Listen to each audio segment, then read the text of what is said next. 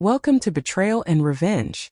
I'm your storyteller, and today I'll take you on a journey of secrets, lies, and payback. Make sure you stay with me until the very end. You won't want to miss how it all unfolds. And when it's over, I'd love to hear your thoughts, so drop a comment below and let me know what you think. There was nothing unusual about that Thursday morning, at least not on the surface. The sun broke through the kitchen window the same way it always did, casting golden light across the polished countertops. The coffee brewed in its quiet, familiar rhythm. The toast popped at precisely the moment the eggs finished frying. And James, as always, came down the stairs at 7:12, freshly showered, smelling of cedarwood and ambition. He kissed her on the cheek. Lightly, politely, like someone greeting a coworker. "Morning," he said. "Morning," she echoed, forcing a smile. Rachel had stopped expecting warmth a long time ago. They'd been married for 17 years. Not all of them were bad. The first few were even wonderful. Dinners on the floor of their first apartment, dancing barefoot to music only they could hear. She remembered when James used to reach for her hand just to hold it, not because someone was watching. When he used to laugh from his belly instead of through his nose. But now their home felt like a museum. Every photo on the walls, smiling vacations, birthday parties, holiday dinners, was a still life of something that no longer lived. She wasn't naive. Not anymore. There hadn't been passion between them in years, but Rachel had convinced herself that was normal. People grew comfortable. Life became routine. You didn't burn forever. Sometimes you just simmered. It was the little things that began to shift first. James started working later. Not absurdly late, just enough to miss dinner. He claimed more client dinners, more team outings, though he never seemed to remember the names of the colleagues he supposedly spent his evenings with. He changed his phone password, something he used to scoff at. And once, when Rachel handed him his ringing phone during breakfast, his reaction was a fraction too sharp. He took it from her like it was a grenade. Still she waited. Watched. Doubted herself more than him. That was her training: make excuses, play peacemaker, protect the marriage. But then came the conversation she wasn't meant to hear. It was an accident. James had answered a call in his home office. Door cracked open just enough. Rachel was upstairs, gathering laundry, when his voice filtered through the vents. "No, not yet," he said. "I have to make sure the timing is right. If I file now, she'll get half. The new firm doesn't show profit on paper until Q3. I need her to still think everything's fine." A pause. A laugh. "Please. She has no idea. She's too busy clipping coupons and organizing school auctions to see what's coming." Rachel sat down on the stairs, laundry basket still in her arms, and forgot how to breathe. In that one moment, 17 years collapsed into ash. He wasn't cheating. He was strategizing. Her life, her marriage, had become a financial liability he was managing behind her back. This wasn't a mistake. This was a plan. And she had 1 week. 1 week before Q3 reports, before the filings, before the ambush she was never meant to survive. She didn't cry. Not then. She stood, walked back to the bedroom, closed the door behind her. And for the first time in her life, Rachel didn't ask why. She asked what now. Rachel's awakening began not with fury but with mathematics, the cold conversion of betrayal into numbers on a spreadsheet. Within an hour of overhearing James's call, she had commandeered the seldom-used guest bedroom, dragged her laptop onto the dresser, and opened every online banking portal she could remember. Years earlier she had insisted on shared passwords for transparency, but James had gradually migrated his finances to private logins under the guise of streamlining. Still, there were traces. An old joint savings account they'd opened before buying the house, a credit union statement that still arrived by paper because James disliked their outdated website, and most importantly, a long-forgotten family budgeting app whose automated weekly emails landed in a folder Rachel never checked. She opened that inbox now and watched the data pour out like blood from a reopened wound. The first discovery felt like a slap. Automatic transfers, each under $10,000, small enough to avoid bank scrutiny, moving from their joint checking into a holding account labeled Rapier Consulting LLC, a shell entity she'd never heard of. The dates aligned perfectly with James's supposed late-night team dinners. Next came a pattern of brokerage withdrawals disguised as margin corrections, siphoning equity that Rachel had assumed was quietly compounding for their children's college funds. One by one her illusions collapsed under the cursor's relentless blinking. Yes, the equity line on the house had been tapped. No, the life insurance beneficiary was no longer her name. Yes, the 401k had been rolled into a shadow account under James's new firm's umbrella plan, unreachable until the divorce filing he was timing for Q3.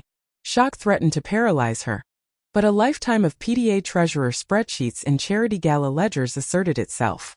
She copied every statement into a single folder, labeled it ironclad, and duplicated it to an encrypted thumb drive that disappeared into her purse. Then she called a name she'd saved 4 years earlier but never imagined using. Daphne Norris, JD, Certified Divorce Financial Analyst, a woman recommended in hushed tones by a fellow chairperson whose own amicable split had turned carnivorous. Daphne answered on the second ring. Her voice was crisp, unsentimental. Within 10 minutes Rachel had an appointment for the next morning. Off hours, private entrance, no paper trail. Daphne's final instruction landed like scripture. Bring every document you can touch. The more paper, the sharper the blade. Rachel spent the rest of the afternoon scavenging her own home for evidence. She emptied James's office shredder bin, taped together curled strips until midnight, reconstructed enough of a draft prenuptial amendment to prove intent to defraud. She photographed handwritten notes in James's planner, cryptic arrows pointing from Q3 filing to lock accounts. She discovered a second cell phone in the back of his underwear drawer, its SIM removed but contacts intact. 2 divorce attorneys, 1 real estate agent in the Caymans, and a single innocuous entry, Rapier, matching the LLC name on the transfer logs. By dawn the guest room floor looked like a crime scene archive.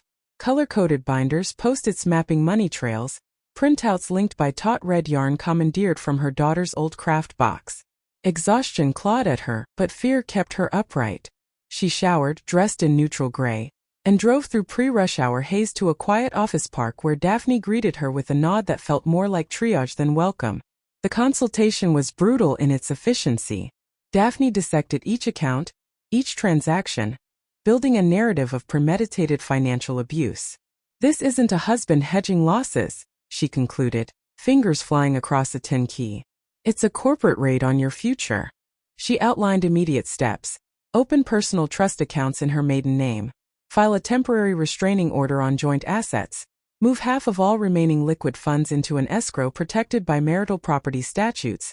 And most radical of all, secretly refinance the equity line draw into a separate liability tied to James's social security number alone, possible because his original authorization still listed her as co-decision maker. Rachel executed every instruction like a battlefield medic, precise, unsparing. By lunchtime 40% of their accessible wealth had been walled behind legal barricades James wouldn't notice until his first declined card. Brokerage holds were flagged pending spousal signature.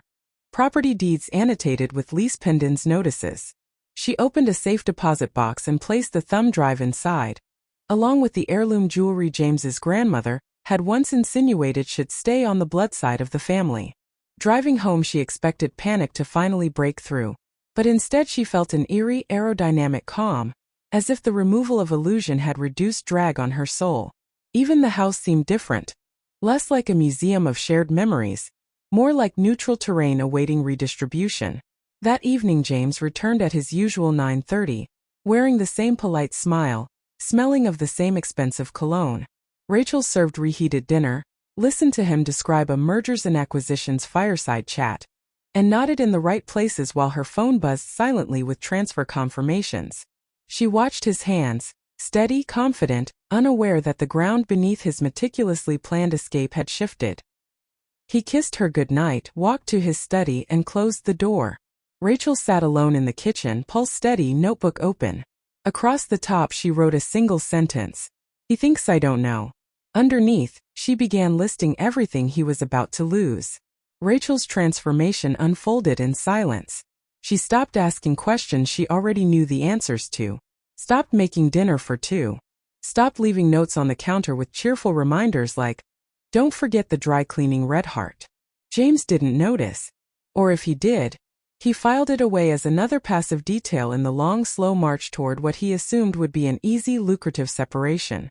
He had no idea she was watching him dissolve their marriage by the spreadsheet. And he had no idea she was turning every click of his mouse into ammunition. Each day she added to the archive. She traced more accounts, pulled data from devices James hadn't thought to scrub. An old iPad synced to his cloud, left in a drawer in the basement, still connected to his business calendar. It was all there. The day he planned to file. The meeting with the lawyer she'd never heard of. A dinner reservation the night after the filing labeled celebration. Celebration. The word made her hands go cold. But Rachel didn't rage. She categorized. She filed a quiet inquiry with a private investigator, just to confirm what Daphne already suspected. James had begun moving marital funds not because he feared Rachel, but because he was already preparing for the next phase of his life, with someone else. That someone else appeared in dinner receipts, flight logs, even a condo rental agreement in a neighboring city, signed 2 months ago. The name on the lease was Evelyn Park, a marketing consultant, 32, no children. No strings. Rachel printed her photo. She didn't cry. She taped it inside a folder labeled contingencies. Every hour James believed she was oblivious gave her another hour to build her fortress. She met with Daphne again. This time the conversation was clinical. No tears. Just projections, legal leverage, contingencies. They mapped out potential divorce scenarios like General's sketching troop movements. James was counting on a no-contest split, low alimony, fast division, maybe even a postnup he'd convince her to sign last minute. Instead, Rachel would initiate the divorce herself, file first, and attach a fraud affidavit citing asset concealment, infidelity, and financial coercion. Under their state's laws, that would entitle her to a significantly larger share. But only if she moved before James did. Speed, Daphne reminded her, was everything. You want to catch him flat-footed, she said. You want the papers to land on his desk before his coffee cools. Rachel nodded, calm and razor-sharp. At home, she began unbraiding her presents from every corner. She cleared out her closet, just enough to signal distance, not escape. She changed the passwords to her own accounts, canceled joint credit cards under the pretext of fraud alerts, and began routing her mail to a P.O. box. At night, she backed up phone data, copied tax returns, and prepared her official financial disclosure packet down to the penny. But perhaps the most strategic move of all was emotional. She became completely, convincingly composed. No tensión. No pasiva agresión. No last-minute questions like, "Do you still love me?" Instead, she greeted James each evening with the same energy he projected. Cordial distance. She smiled at the right moments, asked about his work, acted busy when he wanted to talk, disappeared into errands when he tried to linger. She gave him exactly what he needed. Room to believe she was distracted, unaware, gently fading into the role of a woman who wouldn't fight back.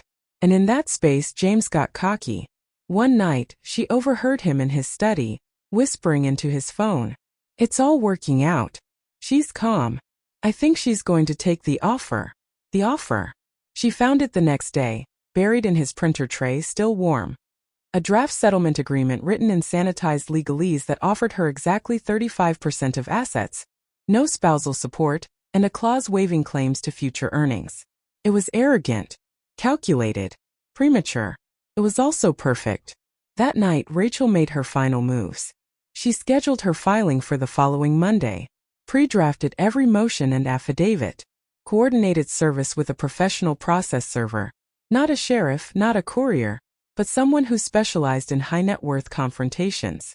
She prepared 2 copies of the filing, one for the server and one for James's lawyer, sent via overnight delivery. Then she cleaned the house. Not for James. For herself.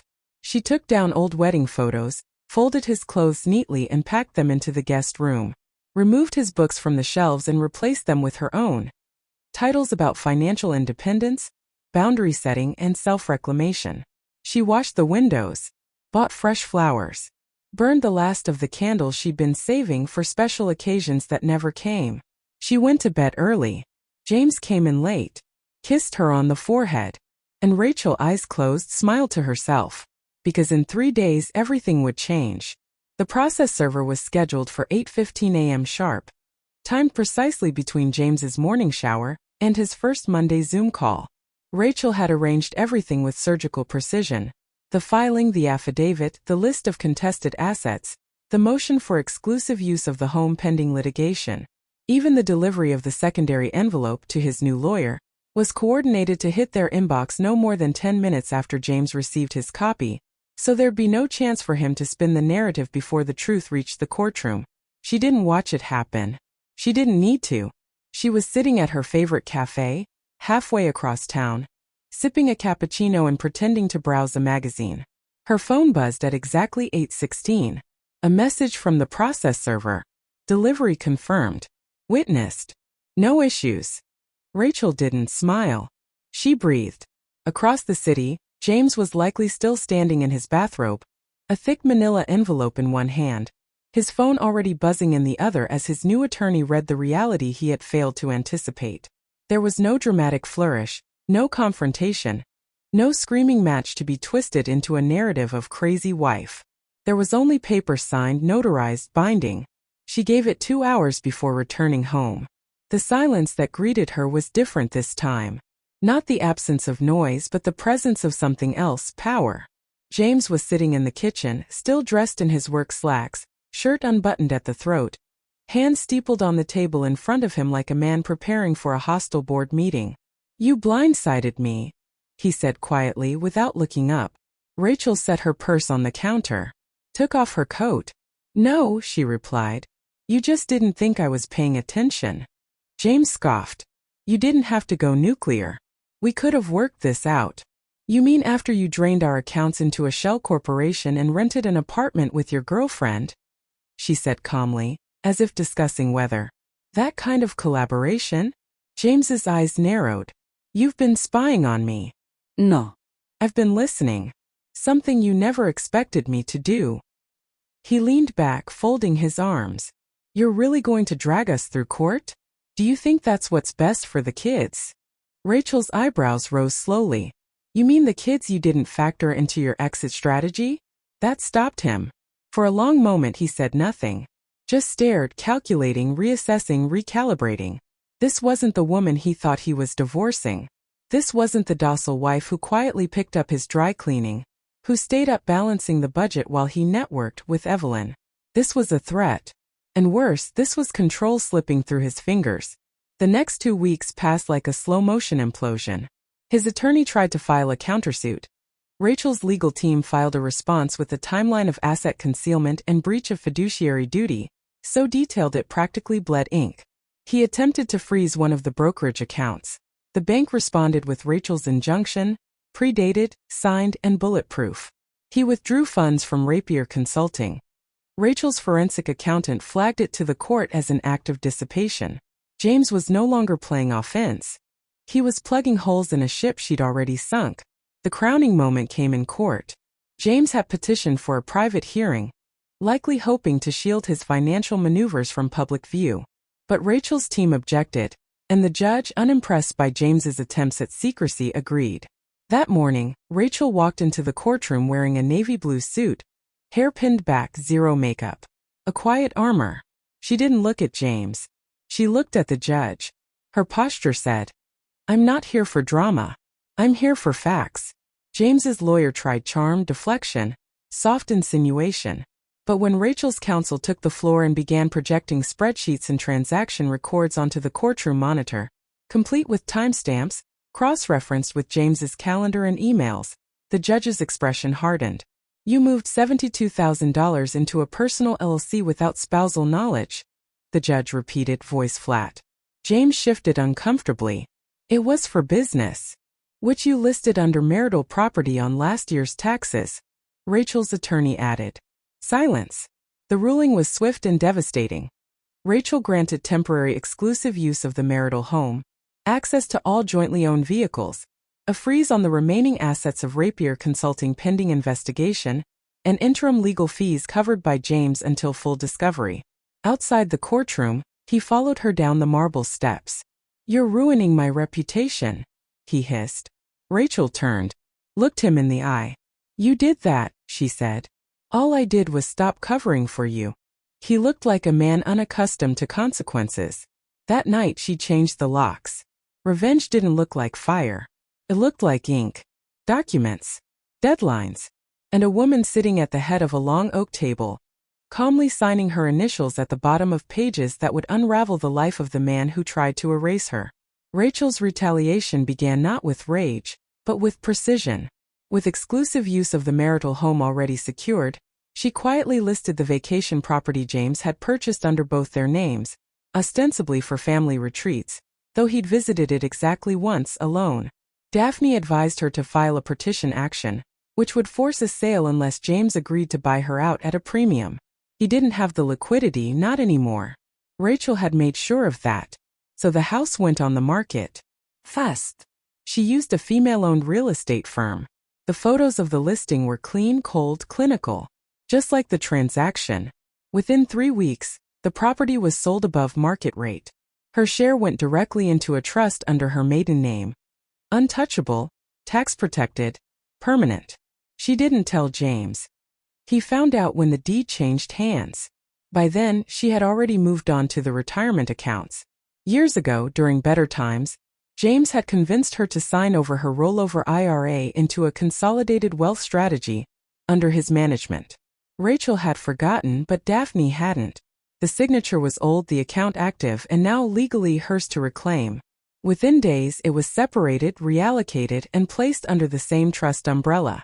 Every penny, every share, every dividend he thought she wouldn't notice. She noticed. James's lawyer, now sweating visibly at every hearing, attempted to delay the discovery process. Rachel's team filed a motion for contempt. The judge, still unimpressed with James's creative accounting, granted it. Penalty: interim distribution of $25,000 to Rachel, and a court order compelling full asset disclosure under threat of jail time. James complied. Barely. Meanwhile, Rachel began quietly rebuilding her credit. For 17 years, her financial identity had been tethered to his. Joint cards, co-signed loans, credit scores that reflected his risk appetite more than her own. Now she opened her own business account, registered a sole proprietorship in her name, Slate and Birch Designs, and began consulting on the side. Started as therapy, then became income. Her interior design work, once dismissed by James as just a hobby, had its first 3 clients by the end of the month. She bought herself a new phone, a new laptop, a new filing cabinet with a fireproof lock. She printed her logo on heavyweight letterhead and carried it in a sleek leather portfolio. When she walked into mediation, she no longer looked like a woman fighting to survive. She looked like a woman who no longer needed permission. James noticed. He tried to change his tone. At the next settlement meeting, he offered an amicable compromise. A 50-50th split, no spousal support either way, and a clean severing of all business interests. Rachel listened, nodded, then handed over a counterproposal. 65/35, retroactive reimbursement for misappropriated funds, and a non-disparagement clause that would penalize James $10,000 per violation should he attempt to smear her online, professionally, or in social settings. He laughed. She didn't. And the silence that followed was the beginning of the end.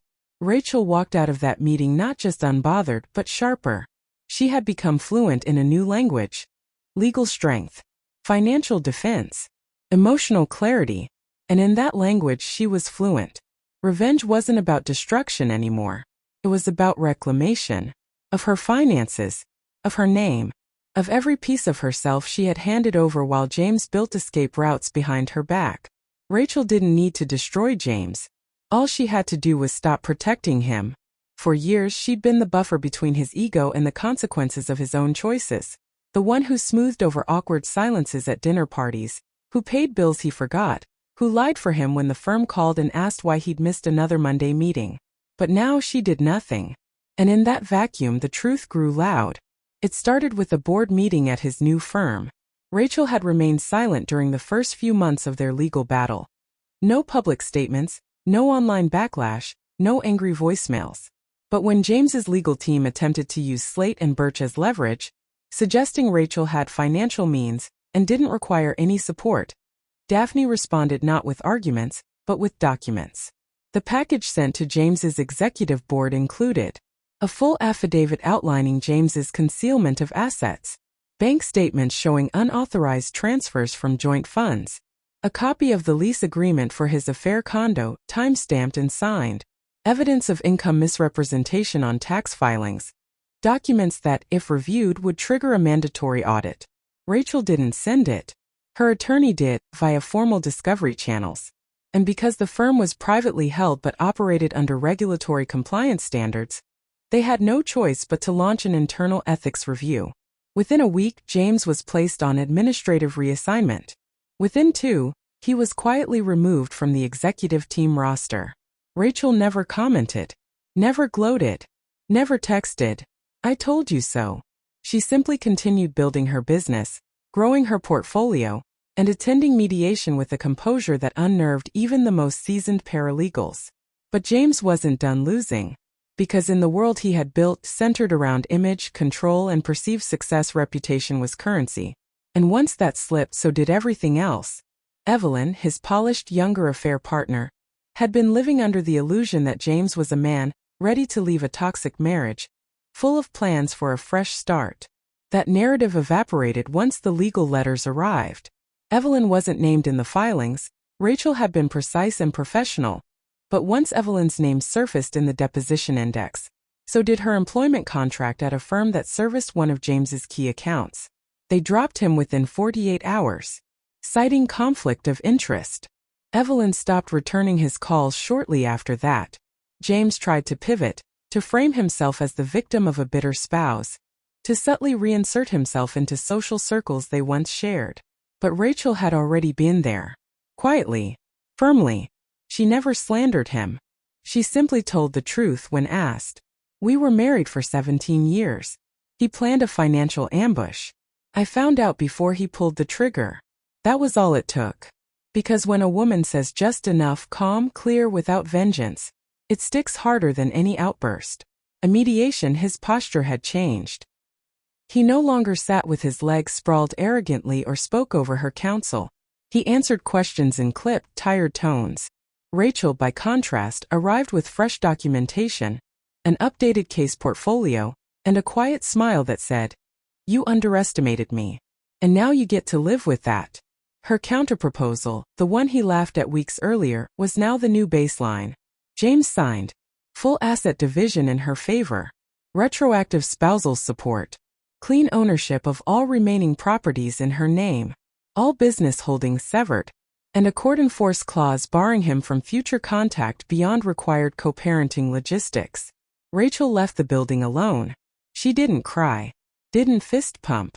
She just walked through the city with her head held high, every step echoing with the weight of years she'd spent dimming herself to let a man shine. Now she wasn't dimming anymore. And he? He was finally alone, with the silence he once forced her to live in. Freedom did not arrive all at once. It crept in the way dawn seeps beneath a blackout curtain, thin, tentative, impossible to ignore once it finds a crack. Rachel's first morning in the post-James era felt almost anticlimactic.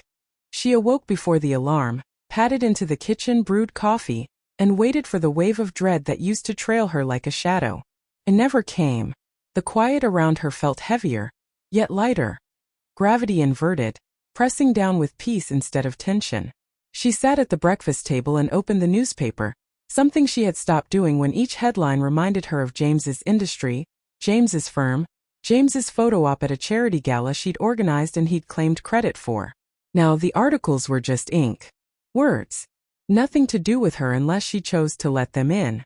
She finished an entire cup before realizing she hadn't once glanced at her phone to see whether James had canceled a card or triggered another legal alert. There were no alerts. There were no shared cards. There was no husband plotting ambushes under the guise of teamwork. For the first month she lived as though on probation, half expecting disaster to burst through the door in some unimagined form. But the only arrivals were small, mundane joys she'd long forgotten. The hiss of the espresso machine at a new cafe she discovered during an aimless walk. An email from her first design client raving about a living room remodel. A text chain with the kids, full of memes and inside jokes now unclouded by tension between their parents. With every undramatic day, she relearned normalcy. Work, once a side hobby squeezed between school pickups and strained dinner conversations, flourished. Slate and Birch landed a commercial project. A boutique hotel lobby that wanted timeless warmth with modern edges. Rachel poured herself into the planning boards, staying up late not because insomnia gripped her, but because inspiration wouldn't let her sleep. She negotiated her own contracts, hired a junior assistant, and opened a studio space downtown with vaulted ceilings and paint-splatter drop cloths that smelled of new beginnings. Clients arrived through word of mouth, impressed by her ability to translate emotional narratives into color palettes and tactile materials. She realized with quiet pride that she was designing spaces that felt the way she wanted her own life to feel. Open, honest, textured. The house changed too. She sold the heavy dining set James had insisted conveyed gravitas, and replaced it with a reclaimed oak table scarred by history and movement. The once formal sitting room became an art nook with a drafting desk, floor cushions, and a wall of pinned sketches. In the bedroom she swapped the monolithic king bed for a queen framed in wrought iron lighter, leaving room for a small reading chaise beneath the window. It no longer felt like a hotel suite curated for photographs. It felt like her. Co-parenting settled into a pragmatic rhythm. The children, teenagers on the brink of their own departures, spent alternating weeks with each parent. Rachel maintained civility at exchanges, nothing more. She refused to be baited by James's occasional barbs about her lavish new business. She noticed he never arrived in luxury sedans anymore. The firm's perks had vanished alongside his title. He looked older, prematurely gray at the temples, suit shoulders no longer pulled back with the confidence of a man certain of victory. Rachel greeted him with polite nods that ended conversations before they began. Therapy continued, though it evolved from crisis management to exploration. With her counselor she unpacked the subtle conditioning that had once made her equate self-worth with marital harmony. She traced patterns back to a childhood spent watching her mother apologize for taking up space, her grandmother praising endurance as the highest feminine virtue. Rachel wrote letters she never sent, to her younger self, to the woman she had been at 18, at 30, at the moment she overheard that fateful call. She forgave them all for not knowing what they couldn't yet see. Travel, once postponed until after the next bonus, became immediate. She flew to Lisbon for a design conference, wandering Alfama's winding alleys, letting sun bounce off pale pink walls into her eyes until they watered. She sketched tiled facades, collected color swatches from market stalls, and filled a notebook with textures she couldn't name in English. She sent postcards to her kids, not with guilt for leaving them, but with excitement to share discoveries. She learned that absence is not abandonment when it stems from presence with oneself. One evening, nearly a year after the divorce decree was finalized, Rachel hosted a small gathering in her refurbished kitchen. Close friends, a few clients turned confidants, her assistant, her sister. They toasted with Spanish cava, nibbled rosemary flatbread she'd baked that afternoon, and laughed so loudly the neighbor's porch light flicked on. Someone asked if she'd considered dating again. The question hovered, not accusatory, merely curious. Rachel laughed softly. "I'm dating my life," she said. "And we're still in the honeymoon phase." The room erupted in applause, not forced but delighted. In that sound she felt the echo of every dinner she'd once endured in impeccable silence. Now the volume was hers to raise or lower. She chose high. Financially she was steady. The trust safeguarded her assets. The design firm covered expenses and then some. She hired an accountant, her own, loyal to no one else, and finally understood every line of a balance sheet, every clause in an insurance policy. She donated part of the vacation home proceeds to a scholarship fund for women re-entering the workforce after divorce, attaching no press release, just a note. May this help rebuild what someone tried to take. Occasionally memories pricked her. A song from their early years in the grocery store. A scent of cedarwood on a stranger passing in an elevator. She allowed them their moment, like old postcards from a city she no longer visited, then filed them away. Healing, she learned, is not linear. It's a spiral that revisits old ground with a higher perspective each time. She kept a single relic from her marriage. The fountain pen James had gifted her on their 10th anniversary, engraved with her initials intertwined with his. She had the jeweler grind his initials off, leaving only the bare metal. It wrote smoothly. She used it to sign a lease on a second studio location, to endorse the first employee payroll, to finalize her first six-figure contract. Each stroke felt like rewriting history in indelible ink that belonged solely to her. Spring arrived again, marking 2 full years since the morning of overheard betrayal. The magnolia tree in the front yard, once neglected, burst into fragrant bloom, petals scattering across the walkway like confetti. Rachel stood on the porch, coffee warming her hands, watching a robin weave twigs into a nest beneath the eaves. Life, relentless in its cycles, had returned. Not the life she'd planned. A richer, harder-won version threaded through with choices made fiercely and freely. Inside, her phone buzzed. A new client inquiry. Someone who had seen the hotel lobby and wanted their historic brownstone renovated, with the same courageous elegance.